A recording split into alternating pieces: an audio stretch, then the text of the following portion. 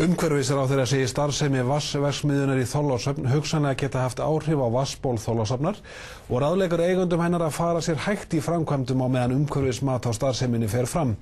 Heimir Már Pétursson.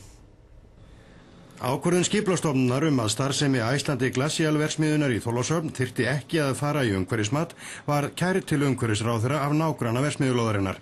Ráðherra hefur síðan snúið áliti Skipulagsstofnunar og úrskurðað að starfsemin skuli fara í umhverfismat. Umhverfisráðherra segir að ráðuneytið hafi fengið álit færustu sérfræðinga hjá vatnamælingum og Orkustofnun. Þeir hafi metið það svo að þessi vatnstaka hefði áhrif á vatnsvernd, vatnsgæði og vatnsból Þorlákshafnarbúa. Okkur finnst ekki annað verjanlegt og í raun mjög eðlilegt að niðurstaðan sé þá svo að mat á umhverfisáhrifum fari fram þannig að við vitum hver áhrifin verða.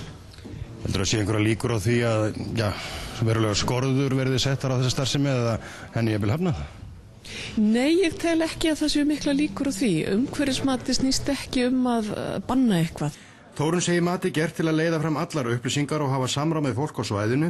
Það stuðli að umhverfisvernd og komi í veg fyrir verulega neikvæðar afleiðingar.